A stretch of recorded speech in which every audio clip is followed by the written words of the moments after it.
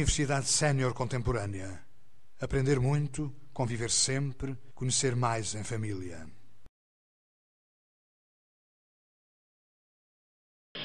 Então vamos falar um pouco da psicologia de consumo. Inicialmente vamos falar sobre o que é essa sociedade de consumo que vivemos hoje e depois vamos partir propriamente dito para os desafios. O que é que no dia a dia nos pega de surpresa, o que é que no dia a dia a gente sem querer se envolve tanto no consumo que nós às vezes nem sabemos o porquê. Então inicialmente eu faço uma pergunta. O consumo é um fenômeno novo? Esse consumismo é algo novo?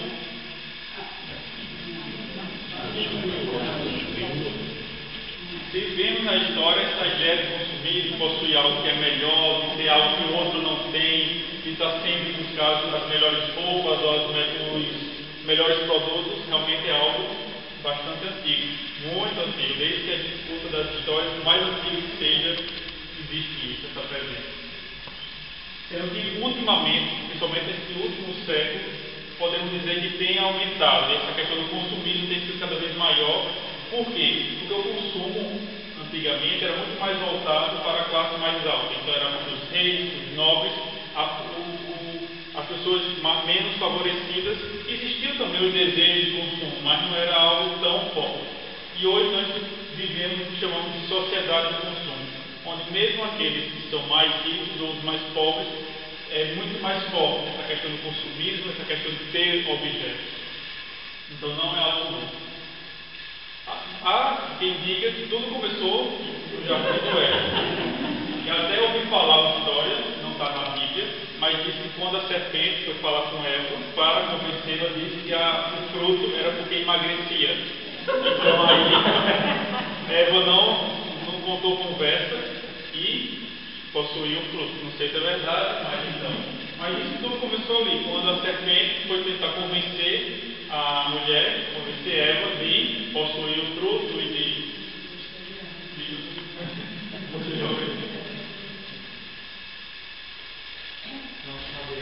aqui está um exemplo, são exemplos claros da sociedade do consumo, que foram os primeiros centros comerciais. O primeiro foi na França, o Le Bon Marché, em 1840, e já o segundo em Nova York, que foi as lojas Massas.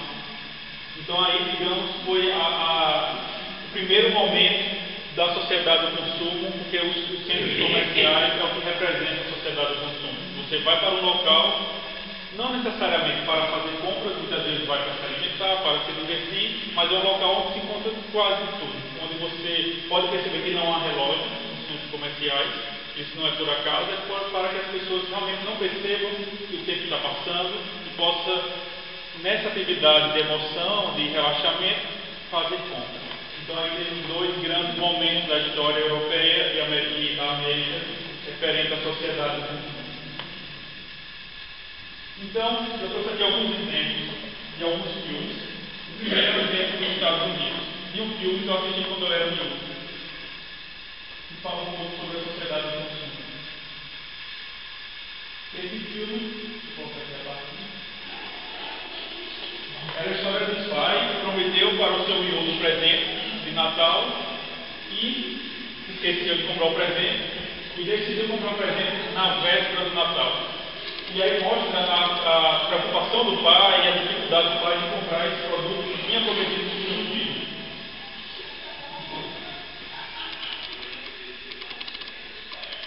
E mostra bem o consumismo dos dias atuais. Certo? Mas ok, estamos a falar de ficção. Certo? Isso aqui foi um vídeo.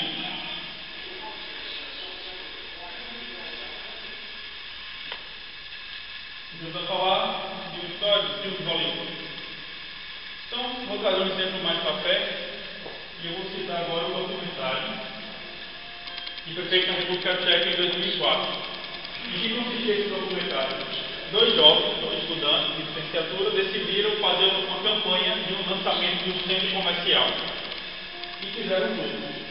Alugaram espaço, fizeram propaganda no metro, nos autocarros, na televisão.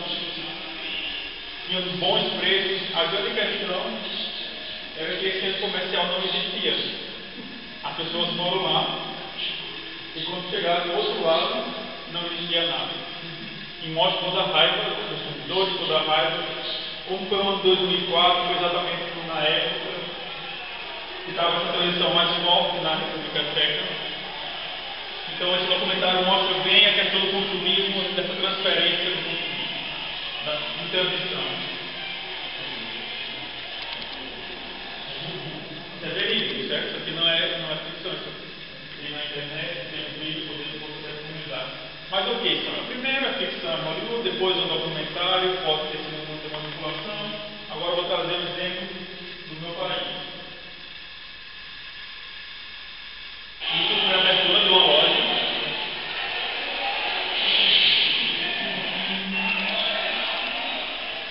Onde era uma loja popular e os preços estavam muito baixos.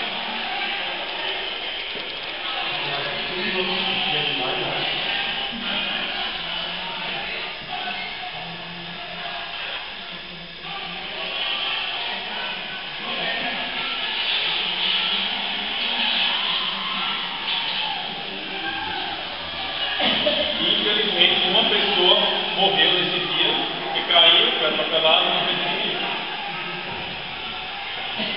Isso é verdade. Primeiro slide.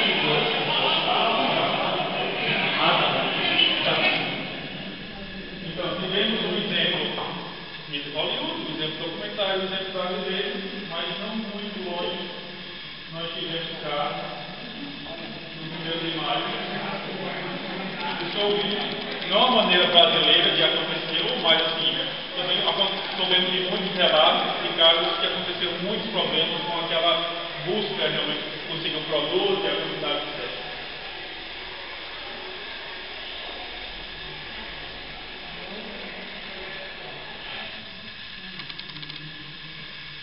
Todos esses exemplos eu trouxe para quê? Para mostrar que essa sociedade do consumo está por toda parte, está em todo. Em alguns países menos, outros mais, mas está aí por toda parte.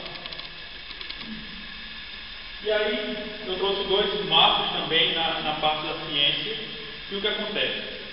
Antigamente se achava que nós, seres humanos, éramos absolutamente racionais, principalmente quando íamos fazer compras. Então analisávamos os preços, o custo, o benefício, fazíamos simplesmente raciocínios totalmente pela lógica, pela razão.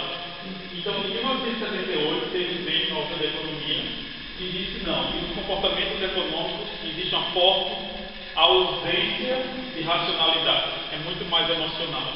Em 2002, também teve o prêmio Nobel da Economia, e agora falo um pouco da psicologia. Foi o primeiro psicólogo a ganhar o prêmio Nobel, sendo psicólogo, mas sendo o prêmio Nobel da Economia, que ele trazia isso, que era como o ser humano, num momento de incerteza, onde ele precisa ser cada vez mais racional, ele é quase que dominado pelas emoções ou por questões subjetivas e emotivas. Por exemplo, olha só essa notícia que aconteceu. O chinês troca o rim por iPad. Eu penso que esse chinês, eu não sei a história dele, mas eu penso que ele não precisava do iPad. Não era porque ele estava numa profissão que era necessário um iPad para utilizar. Mas o que faz uma pessoa trocar o seu rim por um iPad? O que é isso? O que acontece? Infelizmente, temos essa outra notícia depois, o rapaz que vendeu o rim para comprar o iPad e iPhone sofre agora grandes problemas de insuficiência renal. Então, olha só a que ponto o ser humano pode chegar de trocar um rim por um iPad, por um produto que vai se degradar com o tempo, mas talvez por outra lógica ele ficou muito feliz com essa troca, não sei. Mas algo motivou. A razão, eu sei que não foi assim, algo totalmente racional e lógico, mas isso acontece. Isso foi uma notícia que chegou até nós, mas deve ter muitos outros exemplos. Então, de fato, vivemos uma sociedade de consumo. E temos agora três aspectos que é muito presente na sociedade do consumo. Um, que é o materialismo, o hedonismo, que é o prazer, e a liberdade de escolha. E vamos ver um pouco sobre cada um desses, como a gente observa no nosso dia a dia. O que é o materialismo? Materialismo é a importância que a gente dá aos bens materiais. Não necessariamente se isso é bom ou se isso é ruim. Estudos científicos mostram que quanto mais a pessoa valoriza os bens materiais, mais triste é e mais insatisfeito é com a vida. Muitos estudos mostram isso. Então, pensa aqui vendo, a letra é muito pequena e eu vou ler. Na primeira figura, tem um rapaz sem braço, um carro, sofreu um acidente, e ele diz: droga, minha Ferrari ficou completamente destruída. Mas aí no segundo chegou a sua esposa, um colega, e diz: mas um momento, o senhor perdeu o braço e só se preocupa com o seu carro. E no terceiro ele fala: nossa, cadê o meu Rolex? Então, ele não está preocupado com ele, está preocupado com o relógio, está preocupado com o carro que aconteceu. Ricos, mas muitas vezes é isso que acontece. Muitas vezes tem um acidente, já aconteceu a pessoa perguntar: o que aconteceu com o carro? Não perguntamos se a pessoa ficou ferida, quem estava no carro, pensamos naquilo. Porque também não quero dizer que nós não devemos nos preocupar com nossos bens. Aquilo foi investimento, aquilo foi trabalho que está ali. Mas a questão é o que nós estamos priorizando, consideramos mais importante. Por quê? Porque o valor das coisas depende da importância que você atribui a elas. Então somos nós que atribuímos o que é importante ou o que não é. E aí alguém vai dizer, um famoso filósofo, que vai dizer: todos Deus te aparentam, poucos se dão conta de quem tu és. Então se tu não podes expressar aquilo que queres, então finja, minta, faça uma outra impressão. Quem disse isso foi o Maquiavel, o sobrinho do príncipe. Ele dá um conselho para os príncipes, para os governantes, e fala: você não precisa ter todas as virtudes, você só precisa aparentar ter. Então, se você não tem, é o conselho que ele dá. E nisso vemos muito, principalmente quando há períodos de campanhas de políticos e tudo, que todos, quando você vê, às vezes você não consegue nem distinguir quem é um e quem é outro. Então, todos são bons, todos valorizam a família, todos amam o país, a gente não sabe se ele tem aquelas virtudes, mas eles aparentam ter. Na verdade, o que o Maquiavel vai dizer, imagem é tudo. Então, se estamos tristes, não tem problema. Faça uma boa maquiagem, vá no shopping, compra uma boa roupa e aparenta estar bem. Afinal, nós vamos tratar uns aos outros com aquilo que nós vemos. Ainda, eu costumo dizer que, principalmente, as mulheres têm o sexto sentido. Os homens, eu acho que nós ainda não desenvolvemos ver aquilo que a gente não, além daquilo que a gente consegue ver. As mulheres geralmente conseguem ver além, mas normalmente a gente vê aquilo que nós temos 5 sentidos: o tato, o paladar, a audição. Então, se vemos que a pessoa está aparentemente bem, só se realmente conhecemos aquela pessoa é que vamos saber se ela está muitas vezes a tentar fingir ou não. Mas isso é o que a sociedade consulta passa. Você não precisa estar bem. Se não está, invente, minta, está muitas vezes. Por isso que o consumo está muitas vezes ligado com o quê? Com a identidade. Julgamos as pessoas pelos bens que elas têm, julgamos as pessoas pelas marcas que elas utilizam. Observamos isso muito forte nos adolescentes, quando querem ter uma determinada marca. Eu cito geralmente um exemplo de um colega meu, até falei isso na tertúlia, que era referente a um iPhone. E eu disse para ele: Bruno, se vendesse um iPhone por 1/3 do valor, igual, e era o iPhone, você comprou na loja da Apple, né? Contudo, esse iPhone não vem o símbolo da maçã. Você compraria? Disse: aí não tem graça. Para quê? Eu falei: olha, mas você não disse que gosta do iPhone porque é útil, porque é importante, porque você consegue organizar tudo? Mas ser o símbolo da maçã não é a mesma coisa. Eu falei: mas é 1/3 do valor. Se você está falando que só quer utilizar esse produto porque é útil, pouco importa se tem o símbolo da maçã ou não. Mas aí nós vemos como essa questão da marca, como essa questão de aparentar ter o bom e o melhor, realmente é muito forte. É uma questão de identidade. Então, se você compra, então você é. Se você tem um acesso a determinada marca, você é mais importante. Se você não tem, você é menos importante. Isso é a lógica da sociedade do consumo. E passamos a observar na sociedade de hoje grandes problemas com a imagem. Então, eu trouxe o exemplo da maçã, uma caricatura. Pessoas que estão magras, hoje o que é a anorexia e a bulimia? Aquilo que a pessoa está magra, quer ficar cada vez mais magra por causa de uma pressão e sempre se acha gorda.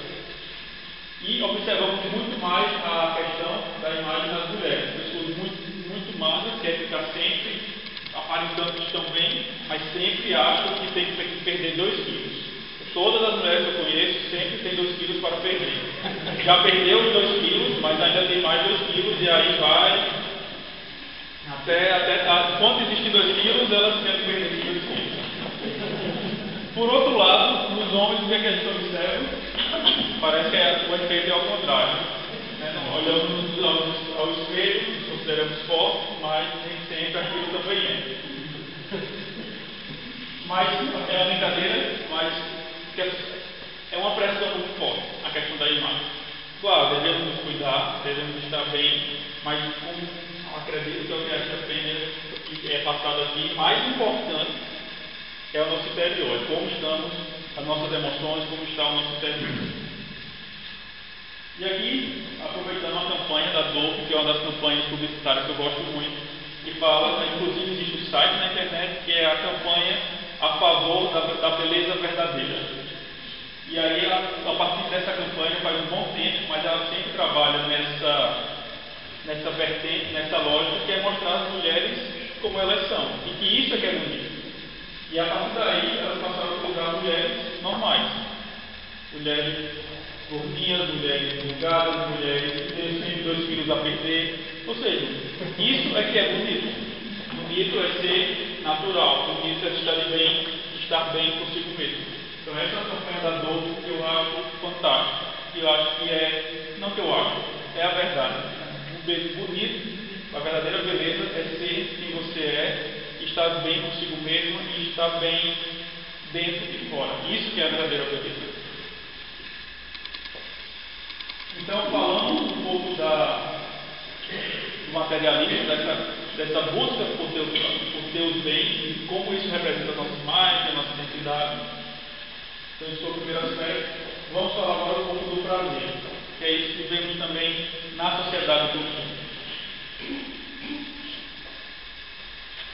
Dentro do prazer, Balmer, que é um sociólogo, ele faz essa pergunta, que é: o que tem de errado na felicidade? Por quê? Observamos muitas sociedades, muitas famílias que têm muitas boas condições financeiras, mas estão tristes. Então ele faz: por que está triste? Se tem tudo para estar feliz. Então ele começa a fazer essa reflexão: o que é que está de errado na felicidade? Se a gente aprendeu desde cedo que ter dinheiro nós conseguimos comprar várias coisas, conseguimos comprar tudo, por que estamos tristes? Porque muitas sociedades estão tristes. Por que? Esse ponto de notícia que saiu do paradoxo da felicidade. Porque países mais felizes têm as maiores taxas de suicídio. Então, que critério de felicidade é esse que estamos considerando? E aí vai colocar aqui: os resultados são preocupadores, porque muitos países com altos índices de felicidade têm também índices elevados de suicídio. Isso, aparentemente, é a maior contradição. Se estamos felizes, não vamos querer acabar com a nossa vida. Mas o que tem de errado? E aí a gente observa que hoje em dia escutamos muito: o que importa é a felicidade, o que importa é o seu bem-estar, o que importa é estar bem com a vida. Concordo, mas o que vem depois, não considerando os outros. Isso é que é o problema. Escuto muitas vezes de pessoas que dizem: não, mas eu quis buscar minha felicidade. Tudo bem, eu concordo, mas o seu pai, sua mãe, sua família, nós não somos, por mais que somos seres individuais, mas nós somos pessoas que se relacionam. As nossas decisões devem também considerar a opinião dos outros, não qualquer outro, e não, como é que eu posso dizer? E que essa opinião do outro seja para nos orientar. Mas não somos isolados. Nossas decisões devem levar em consideração também o bem-estar da nossa família, devem levar o bem-estar da nossa sociedade, Mas a sociedade do consumo, o que é que nos passa? O que importa é você, é a sua felicidade. O que importa é você ter o seu produto, o que importa. Depois você pensa nos outros. Primeiro pensa em você. E eu, com a minha experiência de vida, não curta, tenho apenas 28 anos, eu posso dizer que uma coisa que eu tenho aprendido. As pessoas que eu conheci que são mais felizes no sentido de bem-estar consigo mesmo, são pessoas que se dedicam muito mais às outras do que a si mesmas. Pelo menos essa tem sido a minha experiência. Aquelas pessoas que eu conheço que dizem, não, eu fiz o que eu queria, sempre eu fiz o que eu quero, a minha opinião está acima de tudo, depois eu penso nos outros, são pessoas que parecem, quando você conversa com elas, tem um certo egoísmo na fala. Conseguiram muitas coisas boas. Eu estou a falar que não é de sucesso financeiro, de sucesso profissional, mas que no discurso, às vezes o que eu percebo é essa questão de que aquelas pessoas que se dedicaram muito mais a si próprias, sempre, têm até mais reconhecimento, mas parece que não são tão satisfeitas ou tão felizes. E aquelas pessoas que muitas vezes, aparentemente, não alcançou tanto aquilo que a gente acha que eles poderiam conseguir, mas tudo é se dedicar um pouco mais aos outros. Quando eu falo se dedicar aos outros, não é aquela ideia de abdicar tudo, simplesmente, muitas vezes por culpa ou por colocar sempre o outro em primeiro lugar. Mas aquelas pessoas que, de alguma maneira, consideravam os outros no seu bem-estar, consideravam os outros nas suas decisões, parecem ser mais satisfeitas. Como eu disse, nunca pedi um estudo para falar simplesmente da minha experiência. Mas o que a sociedade do consumo fala, primeiro falando do materialismo. O que importa é você ter aquilo para passar uma imagem. Depois o que importa é a sua felicidade.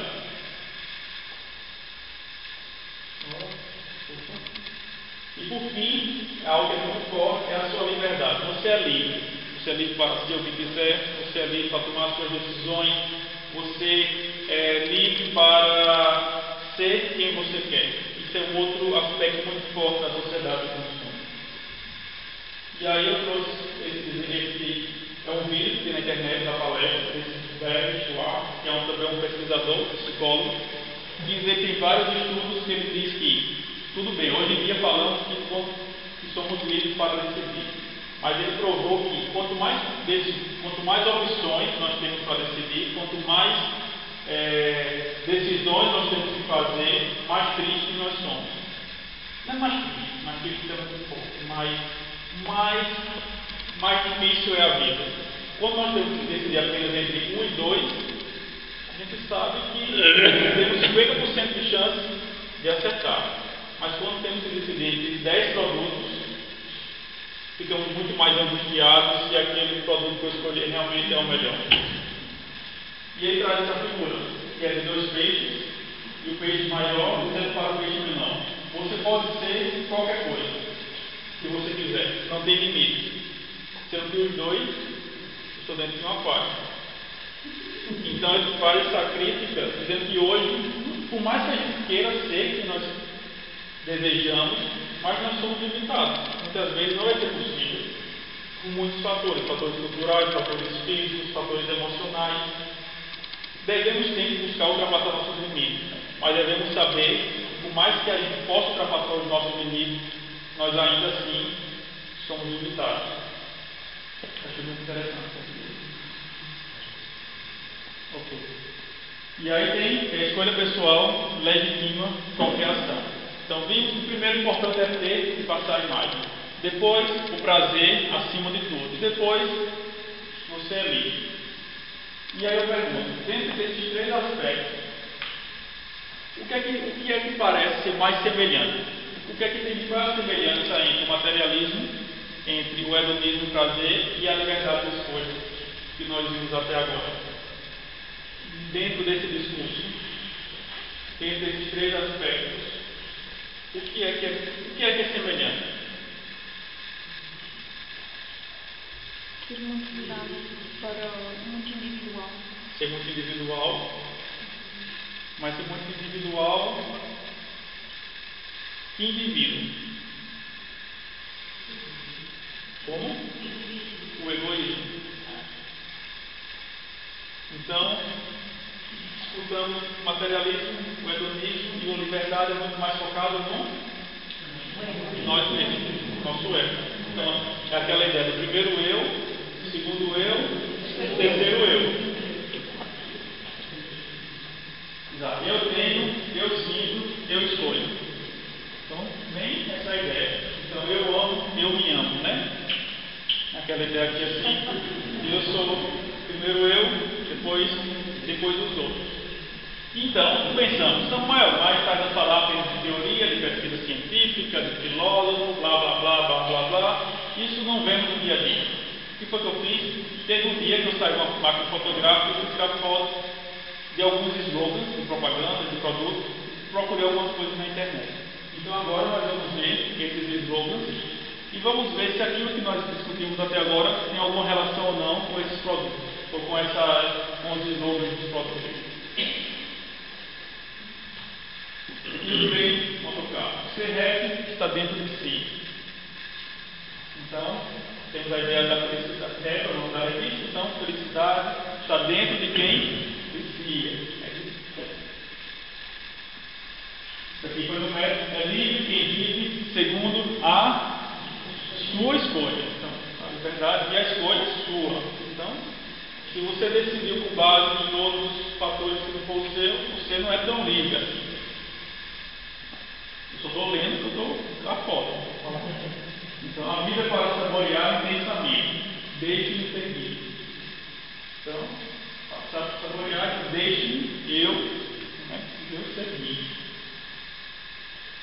Aqui já foi uma mais antiga, que diz assim, o original, Ricardo Costela, um original TNM. O que eu trouxe que é a ideia de ser original. Então, você é original. O que nos liga, a primeira aqui que fala, o que é que precisa? Então, quem precisa? Eu, para perguntar para si. O que nos liga é ótimo. Então, fazendo claro, o próprio nome já diz, mas a ideia do prazer, a ideia das emoções, a ideia do que é que precisa, que é necessário na relação também, correto? Isso aqui é que eu acho mais que praticamente aborda os três que nós falamos. O poder para você. O poder, temos liberdade, temos prazer. Se eu tenho poder, tenho tudo. Não tem limite. E aqui trouxe alguns outros exemplos, a McDonald's, a Nova, então tudo isso. A vida impossível é nada, assim na conta. Temos ali também da Microsoft, seu potencial, nossa paixão. Então temos alguns exemplos que falam simplesmente de você, do poder, do prazer, da liberdade. Aqui da Sprite, então liberdade, sede de liberdade, e obedeça a sua sede. Então, mas novamente a ideia da liberdade e novamente a ideia do indivíduo. Isso aqui também é fantástico. O comando é meu. É meu, ponto. Ponto é meu. Mais de 100 canais da sua escolha. As sagres somos nós, então novamente isso aqui vamos falar mais à frente, que é a ideia da identidade. Por sinal, você veja as sagas no Brasil, é muito cara. Então,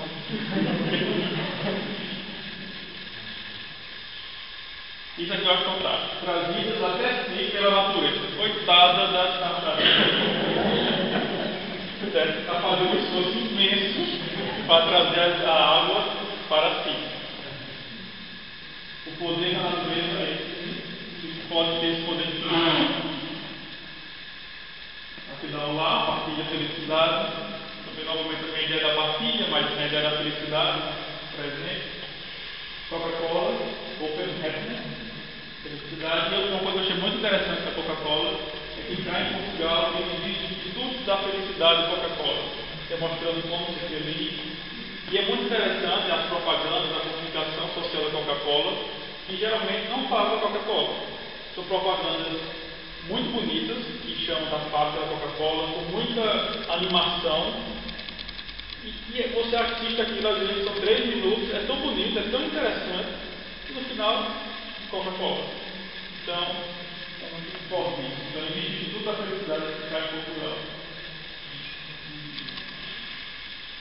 Então, você não pode comprar felicidade, mas você pode comprar sorvete, revelado. E isso significa a mesma coisa.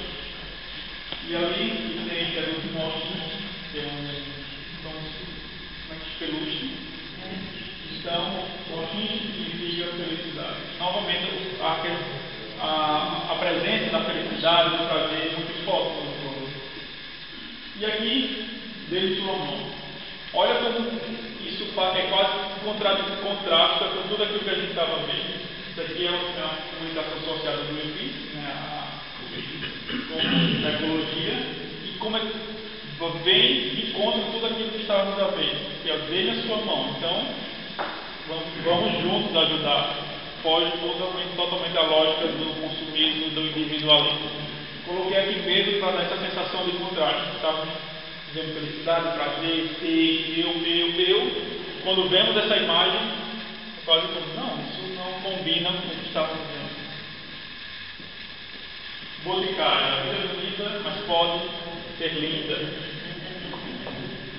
E aí o que nós observamos? Dentro de todos esses slogans, pouco se falava do produto.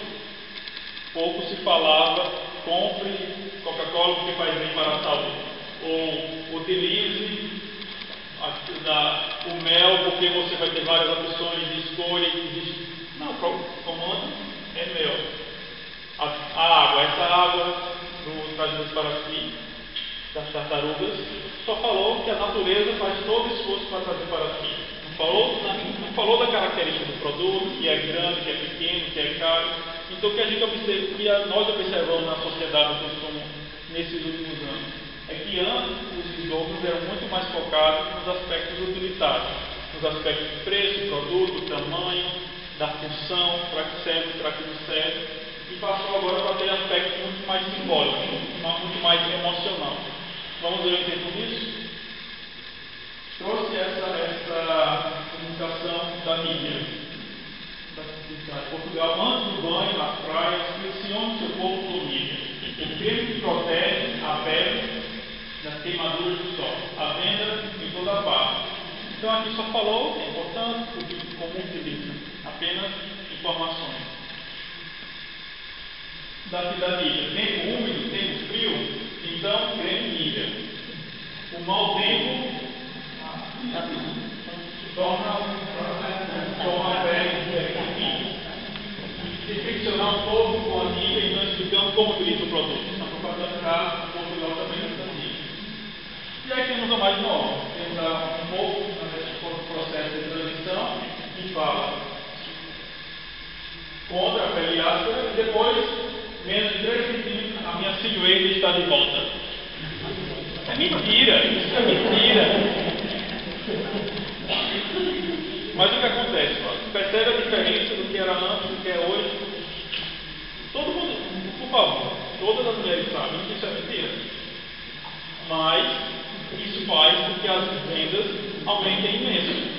Traz emoção, traz, no fundo, se pensa que talvez possa trazer a silhueta de volta, menos de 3 centímetros, e já coloca, experimente grátis.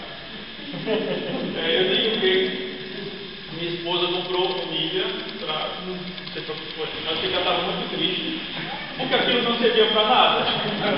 Mas olha, o teu marido estuda isso, fala isso para si, isso é propaganda enganosa quase.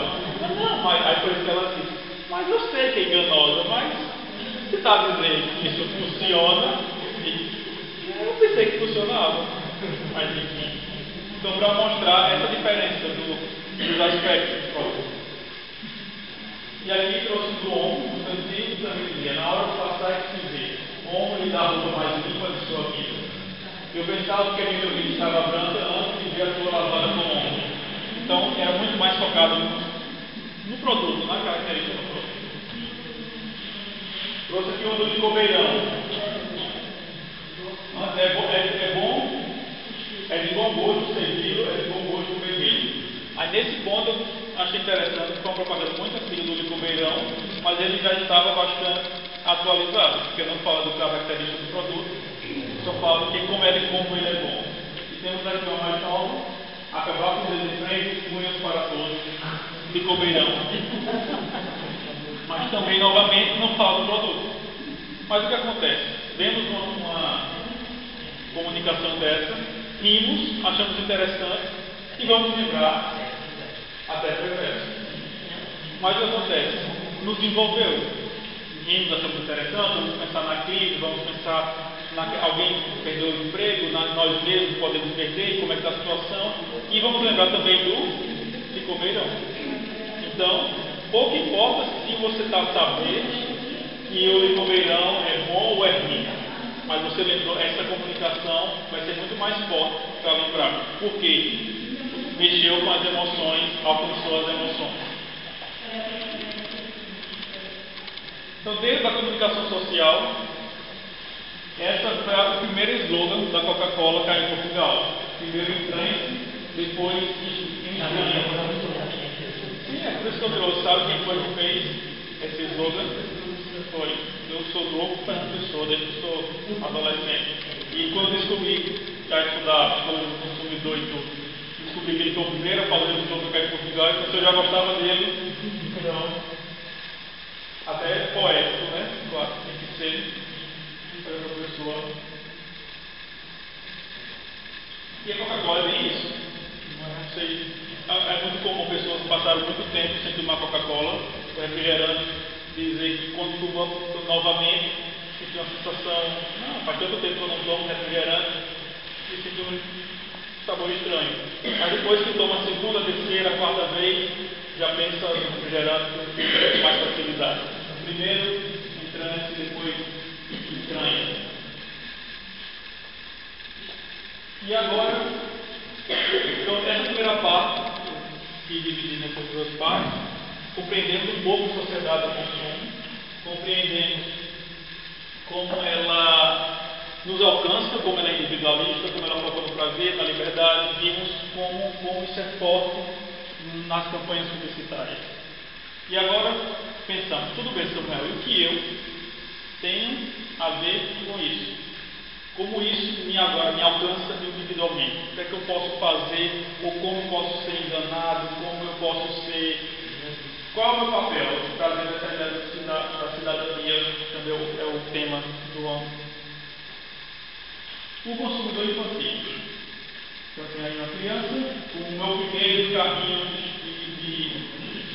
de compras. E aí eu pergunto a vocês, será que o consumismo também alcança, também atinge as crianças?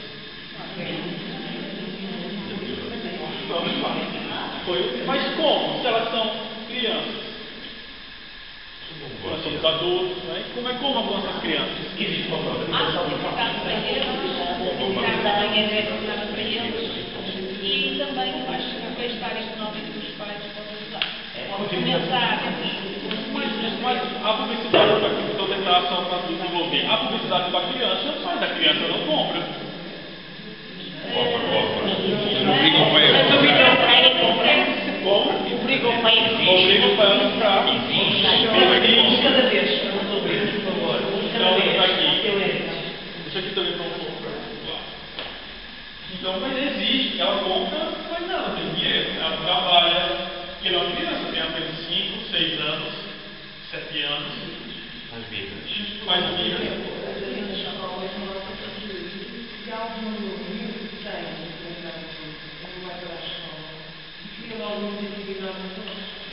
Eu lembro no que a minha filha andava em uma exposição e ela tem duas grandes amigas que eram filhas da minha região e eu eram ricos funcionários, não é? E não tinham poder económico bem perto de nós. E elas chegavam a fazer a casa de mamãe. Podias comprar isto? Mas para comprar o quê? A massa tem. E a massa tem. A massa tem um mais conhecido que não tem. E elas até hoje nos vimos muito falando, não consegue. Todos nós temos um cheque em casa, que era uma forma de pagamento muito expressivo na época, que já tem que acabar, não tem que falar. E eu acho que nas escolas está tudo isso. E os miúdos não têm, mas quer ter. Isso é com as passatilhas, isso é com o iPod, o iPad,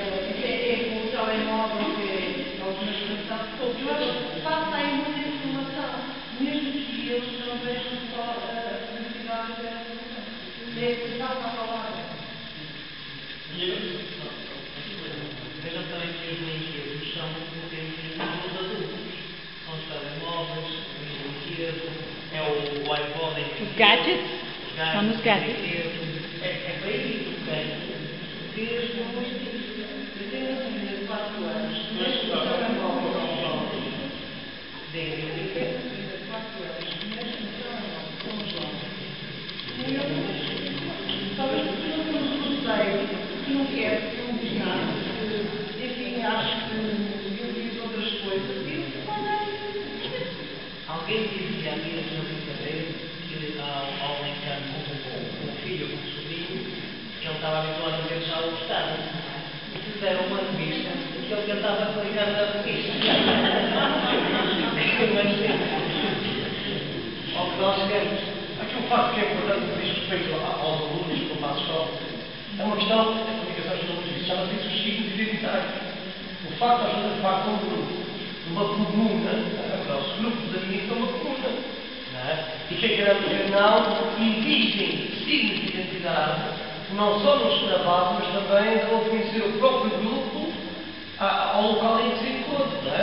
Um grupo de amigos de uma escola usam todos polo, usam todos calças de ganga leve, usam assim, e é uma forma de se destacar.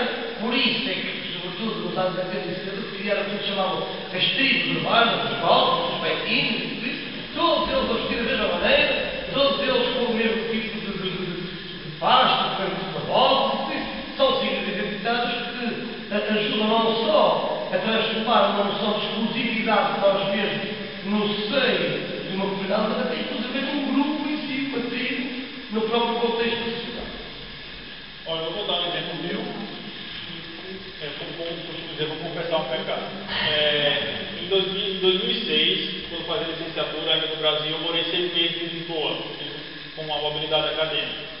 E vim para Lisboa logo um mês depois do meu aniversário. Eu tinha acabado de ganhar muitas roupas de família e tudo.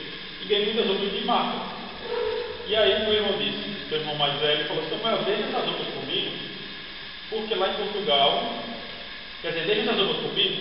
Eu disse: não, a roupa é nova, é de marca, é caro, eu ganhei das minhas tias e dos meus avós, vou levar para Portugal.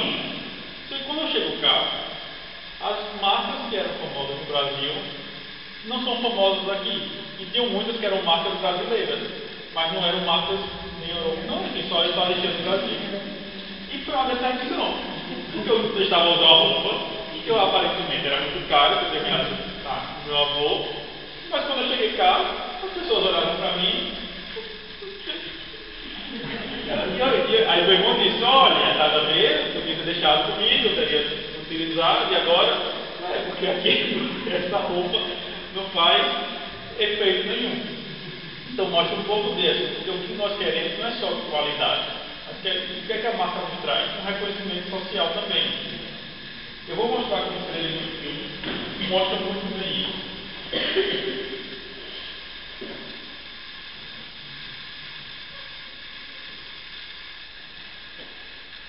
É o seguinte, a história de uma família de mentira. Todos eles são vendedores e eles fingem ser uma família para vender produtos.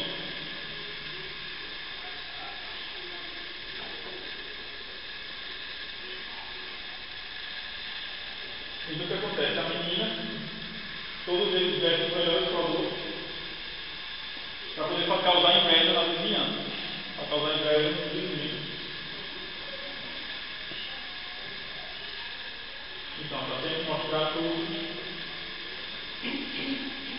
ele tem que alcançar esse número de vendas. Então, quanto mais inveja eles causarem, mais os outros vão comprar. Está mostrando a parte de beisebol, que é o melhor. No outro dia, todos estão com o mesmo taco do beisebol, não, do jogo. Está utilizando uma sapatilha nova, que aconteceu no outro dia, todas compram a sapatilha nova. Como? As pessoas normalmente esse filme, o trailer parece ser um filme muito besta. É a família Jones, mas eu realmente recomendo porque naqueles filmes que parece que é muito besta no início, mas no final passa uma imagem realmente muito forte. Então, qual é a ideia deles? Causar inveja dos outros, porque produtos que os outros não têm, e aí, como consequência, os outros compram. E é isso que acontece. E com as crianças, com os miúdos, vamos voltar.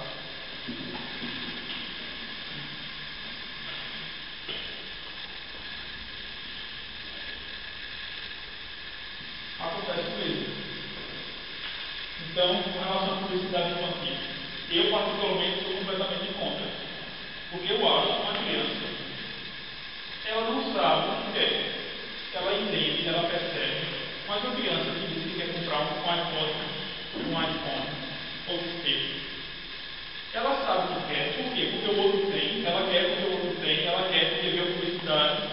E achou interessante. Ela, por favor, não me diga o que ela quer para poder falar com seus colegas ou para resolver seus problemas. Ela quer porque quer. Então, que a publicidade infantil, para mim, é injusta. Uma criança vê aquela propaganda, vê aquela publicidade, acredita naquilo, não acredita no pai, e, como diz, faz mesmo. Eu vou aqui colocar um exemplo da minha frustração de quando eu era miúdo, que tinha os G.I. Joe, que era, enfim, a publicidade desses bonecos é a coisa mais linda do mundo. O boneco grita, fala, corre, entra dentro da nave, do navio. E quando era miúdo, era louco para fazer isso. Fiz o quê? Birra. Meu pai comprou. E a arma que tinha na publicidade, que se dava um tiro, que a arma vai até o outro lado, apertava, caía, afundava. Colocava o barco na água, o barco afundava. Mas dizia, não, mas na publicidade, o barco não afundava. E o que é que tu vai dizer? Eu disse para você. Mas o miúdo acredita?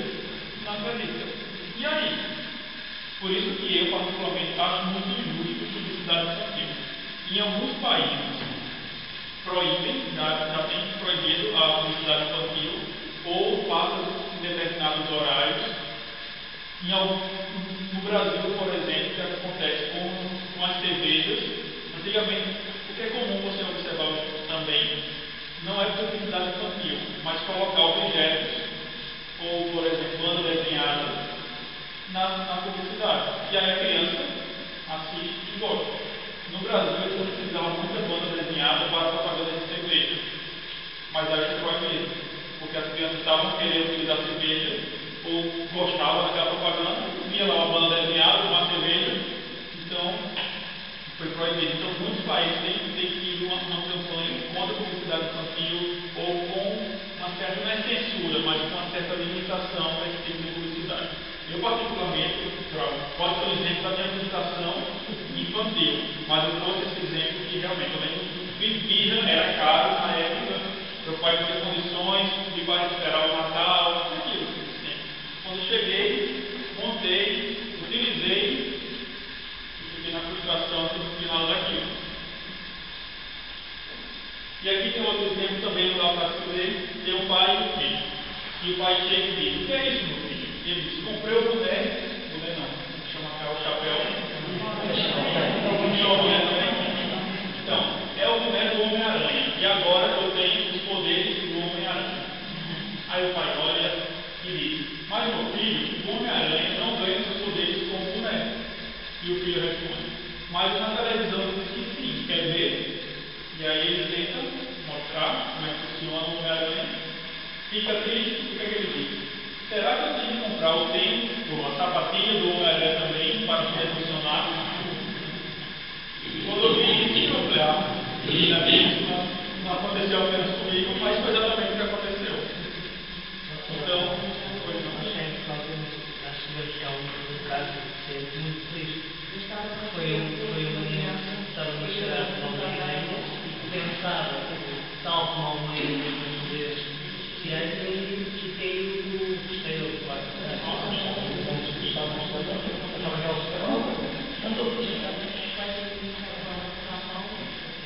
Por exemplo, um exemplo engraçado que eu foi a Red Bull.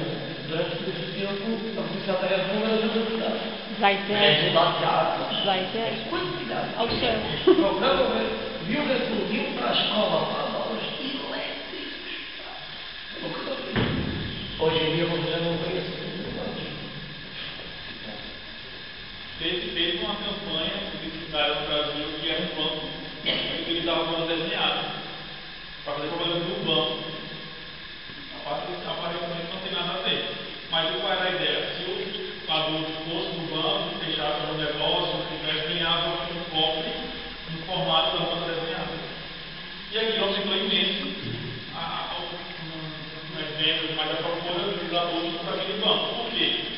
Quem que fazia o negócio tinha medo de uma poupança, aproveitava daquele banco, porque ele ganhava um cofre no formato da banda desenhada que o filho queria. Então, ele pensou em tudo. E aí também isso é um documentário que existe também na internet que diz Criança, a alma do negócio.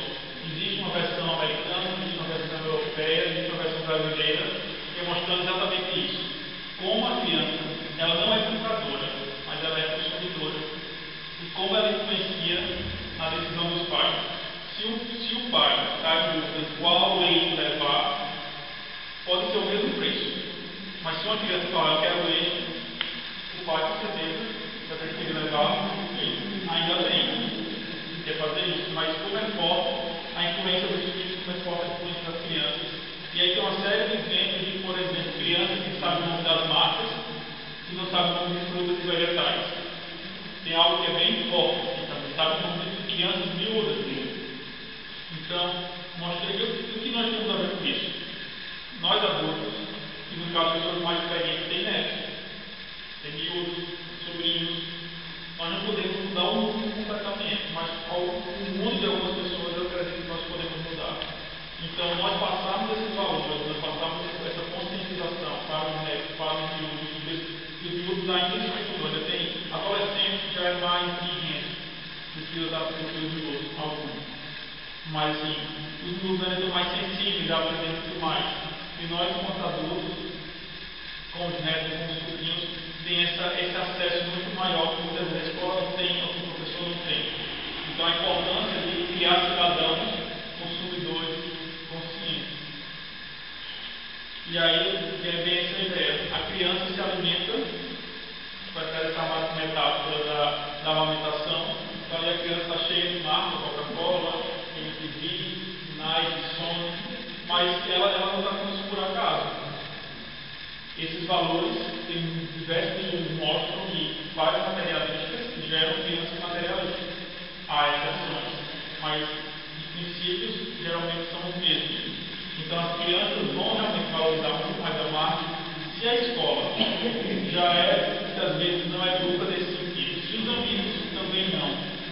Mas nós, enquanto pais, enquanto família, podemos fazer a nossa parte. E isso fica mais forte.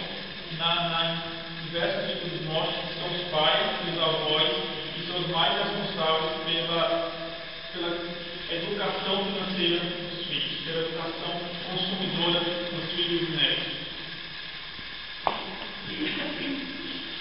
E aí tem esse outro exemplo da Mafalda. A Mafalda pergunta: oi Miguelito, eu vou da TV?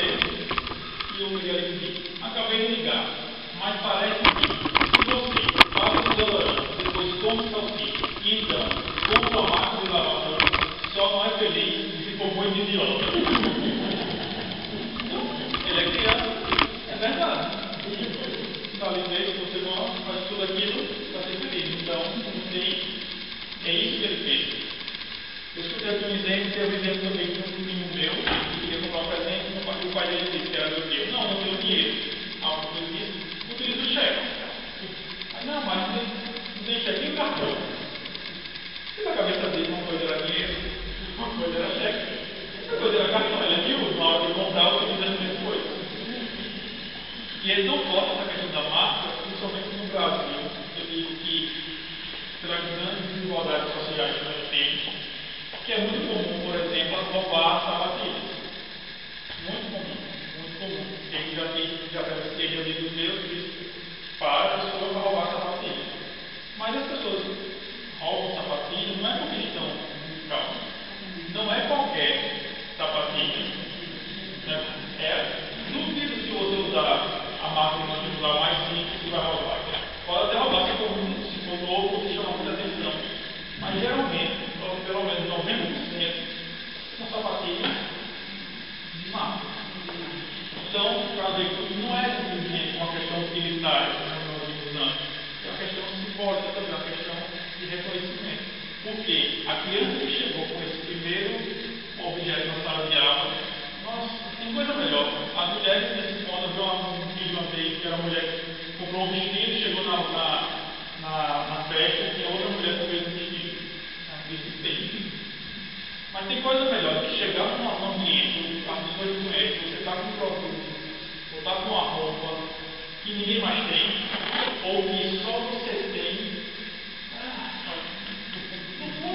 É verdade, o materialismo é absurdo, faz muito mal, mas no fundo a gente gosta de ser reconhecido, a gente quer ter a marca, a gente quer destacar, a gente quer ser exclusivo. E isso não é errado. O problema é o limite que isso alcança na nossa vida. E o problema é que muitas vezes nós só sabemos que esse limite foi ultrapassado quando é ultrapassado. Quando muitas vezes magoamos pessoas, quando muitas vezes estamos endividados, quando muitas vezes, às vezes até muito mais tarde, para percebermos alguns prejuízos que isso causou. Então, é o equilíbrio. O equilíbrio é bem a chave se viver na vida, que é o que é compulsão. E aí vimos a questão da igualdade social, cá em Portugal, isso é novo, essa questão desse esquema. Para ver também a questão do consumo, não é apenas uma questão utilitária. Se nós vemos dois produtos, o mesmo valor, até que o português seja um pouco mais caro, mas é o português. Você que está comprando, está ajudando o seu país. Então, para trazer algo que é bem nosso, sou brasileiro, mas já estou.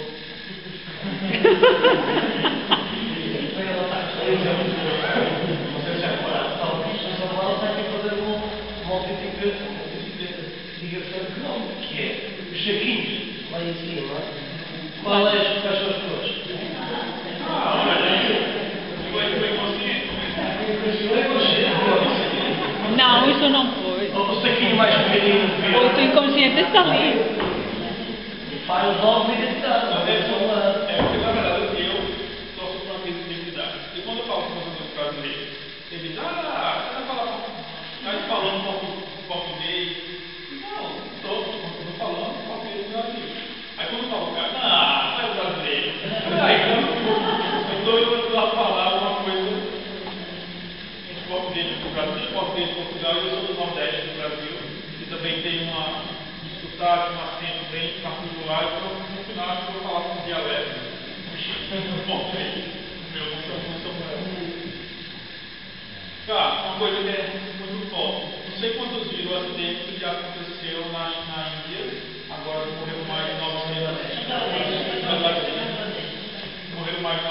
pessoas. Não sei se vocês viram, muitas dessas, porque era lá era edifício institucional, uma empresa de têxtil, e encontrou-se etiquetas da marca Mango, da marca da Bimar, da Benton. Então, eu acredito que todos nós somos contra isso. Mas a gente não vai deixar de comprar um que está na promoção, um outro leve, ou na época de saldo, porque nossos colegas ou nossos outros seres humanos morreram, vou deixar de estão a viver situações de vida difíceis, com trabalho, mas sabemos disso, temos uma atitude contra, mas continuamos a comprar. Então, muitas vezes, nossa atitude não condiz com o nosso comportamento. Isso eu estou dizendo que existe esse documentário também chamado China Azul, que fala, que mostra exatamente das condições de vida, de trabalho terríveis que os chineses vivem para produzir os itens que nós utilizamos. Como? Pior que uma das maneiras. Então nós somos contra. Mas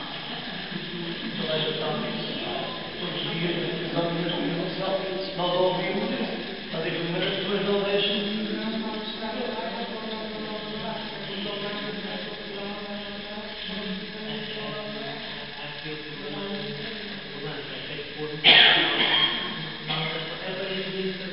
Mas depois tentamos passar para o nacional, nós já nem prestamos atenção. E é até que ponto é que nós, Europa, estamos dispostos a fazer o nível de vida que nós exigimos para sermos mais justos, para sermos mais humanos, para equilibrarmos aquilo